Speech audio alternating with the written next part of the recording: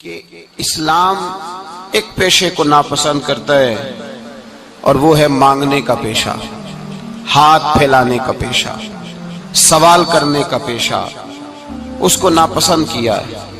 باقی تو میرے حبیب پاک سید عالم صلی اللہ علیہ وسلم نے فرمایا اگر تو محنت کر کے روزی کماتا ہے تو پھر تو معمولی آدمی نہیں، پھر تو اللہ کا محبوب بن گیا ہے، پھر تو محبوب الہی ہو گیا ہے، پھر تو اللہ تبارک و تعالیٰ تجھ سے محبت فرماتا ہے۔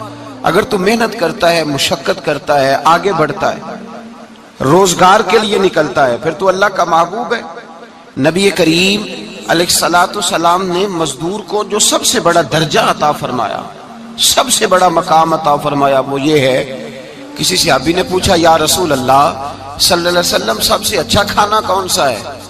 تو حضور نے فرمایا وہ کھانا جو بندہ اپنے دو ہاتھوں سے مزدوری کر کے کھاتا ہے، وہ کھانا سب سے اچھا ہے۔ فرمایا اللہ کے نبی حضرت داؤد علیہ السلام اپنے ہاتھوں سے مزدوری کرتے، اور پھر نبی کریم سید عالم صلی اللہ علیہ وسلم نے جو دین ہمیں عطا فرمایا، اس دین کو حضور نے کوئی پنڈتوں اور جوگیوں کا دین نہیں بنایا کہ تم بس غار کے اندر چلے جاؤ، اللہ اللہ کرو، میری طرف دیکھیے گا۔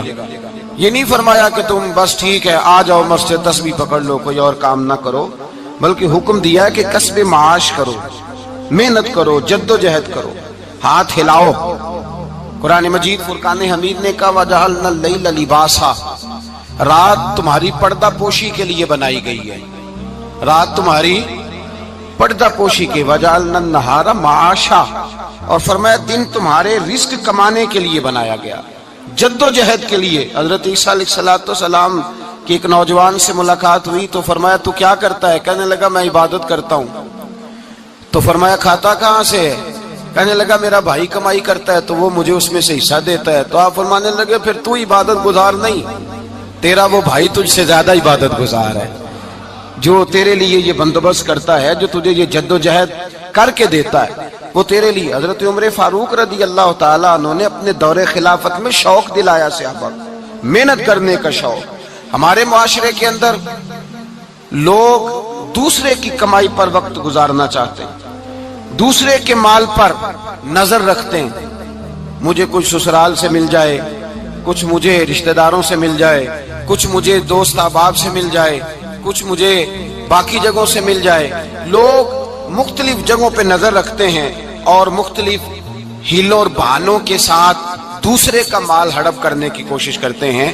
میرے حبیب کریم علیہ السلام نے توجہ دلائی صحابہ کو، مزاج عطا فرمایا۔ نبی پاک صلی اللہ تعالیٰ علیہ وآلہ وسلم نے ارشاد فرمایا، حضرت عمر کی بات کر رہا تھا، پہلے اس کو مکمل کروں۔ جناب عمر فاروق رضی اللہ تعالیٰ عنہ نے شوق دلایا صحابہ کو۔ تو ایک دن آپ گزر رہے تھے تو ایک صحابی وہ درخت لگا رہے تھے، اپنے ہاتھ سے درخت لگا رہے تھے۔ تو حضرت عمر فاروق رضی اللہ تعالیٰ عنہ نے دیکھا تو دیکھ کر فرمانے لگے تجھے مبارک ہو، تجھے فرمایا اللہ تبارک و تعالیٰ تیری عزت بھی بڑھا دے گا اور تیری محتاجی بھی دور فرما دے گا، اس لیے کہ تو محنت کر رہا ہے، تو جد و جہد کر رہا ہے، تو اپنے ہاتھ سے کوشش کر رہا ہے، اللہ تبارک و تعالیٰ تیرا رزق بھی بڑھا دے گا اور اللہ تیری عزت میں بھی اضافہ کرے گا۔ نبی کریم علیہ السلام نے فرمایا عدل کرنے والے بادشاہ کے ساتھ جو آدمی جہاد کے لیے نکلے اس کا دین میں سب سے بڑا درجہ ہے، عدل کرنے والے حکمران کے ساتھ جو جہاد کے لیے